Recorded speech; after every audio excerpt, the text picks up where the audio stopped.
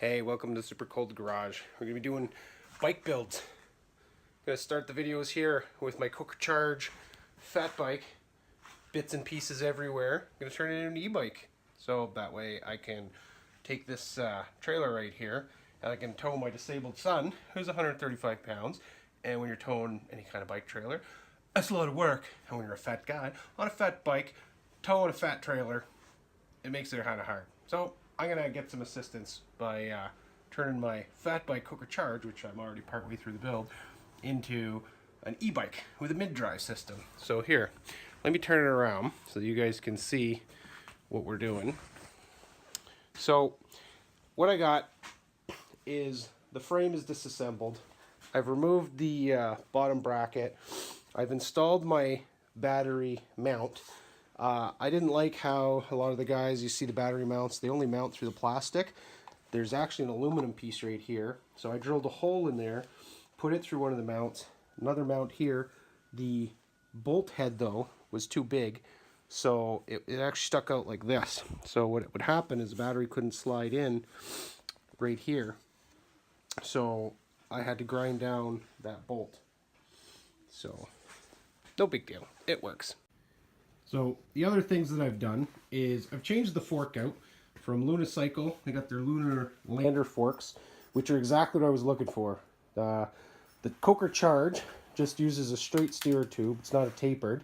So I needed something that was a 1 1/8 straight. Well, most of them are the tapered style, which have the fat head tube, right? So if you're taking my Giant Rain, so it's skinny here and it's fat there. So the head tube's tapered. So I needed one that was straight, so that's hard to find.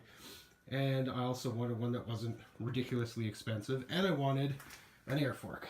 So, Lunicycles, they built, I think, through Suntour, because there is a Suntour sticker down here, right there. It's a warning, don't beat the crap out of the bike, because it's not made for, like, downhill, but no big surprise there. So, they built the fork, I installed that, it's awesome. It really increased the rake of the bike though. One of the things I had noticed, let's just clamp this down here. I'll try and get the bike into the position. So the bike now has more of a rake to it. So you see how the top tube is kind of coming down like this? Well, that's what the fork did. It actually raised the front, probably when I'm on the bike too, even with the sag. The bike is down a bit, but that's all right. It actually is going to work because the mid-drive, if you guys know the BBSHD, which I have not gotten yet, but the motor actually fits right here and goes up against the down tube. So if you have a bike that has a down tube that's really low, the motor is going to sit down here. Give you an example. See how the Giant Rain, the down tube actually goes horizontal before it starts going vertical up. So that would, if you were to convert this one to an e-bike, you would have the motor really low, and this bike is already really low. It's not a good candidate for it. Plus it's an enduro bike, and that's more for gravity. No need to need a e-bike on that, although it would be wicked. So I have a battery bought through goldenmotor.ca. It's a 48 volt 13.6 or 13.5 amp hour battery. Goes there. Dolphin pack. I'll get some later videos of it. I've added a few things to the bike as well, as I've added a rack. I have some pannier bags there, which I'll eventually show it all put together. I upgraded the derailleur, and I removed the front derailleur because the BBSHD is just a 1x drive. But the bike, the Coker Charge, came with SRAM bits, which are right here. Like, it wasn't a special derailleur, it's just an X5. It's nothing super wrong with it, but it's not clutched. And I didn't really care for the way the SRAM shifters worked. I like the XT shifters and the way that they work. So what I did is I changed my derailleur to the XT, and it's the shadow mount, and it's got the clutched. So that should help. A few things that I'm anticipating problems with is spacing out the BBSHD drive, so that it doesn't impact here. So I've got some spacers, and for a chain line that's quite possibly going to be messed up, because I've got STX or SLX cog set, So it's got the 11 tooth to the 36 tooth. Some guys have the problem with the chain line on the biggest drive. So I'm picking up a direct mount derailleur,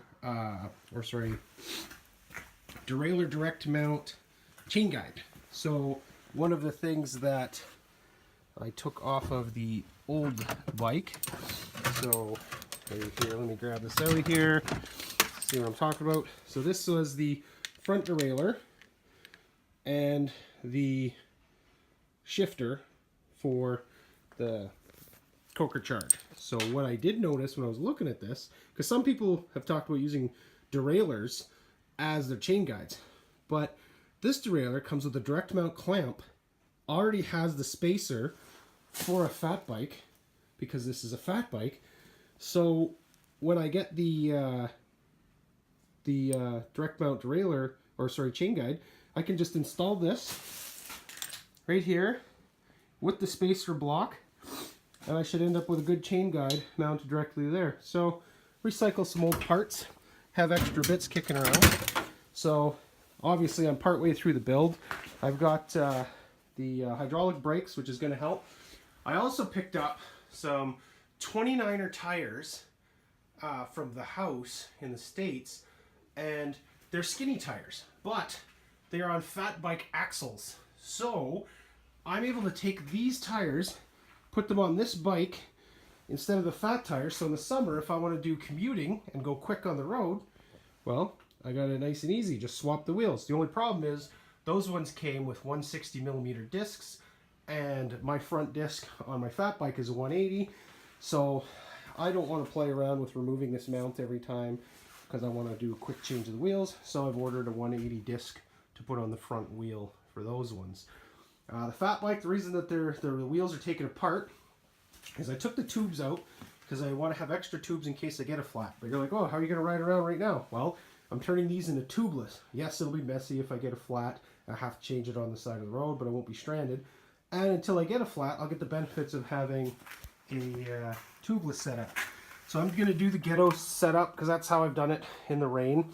And I'm going to use the Gorilla Tape. I've ordered the really wide Gorilla Tape. It's like 2.88 inches or 75mm. These are 80mm rims, so it should fit right all the way here. I had to trim this strip because it was out here, but I want good contact for sealing purposes for here. These will still protect the tire from...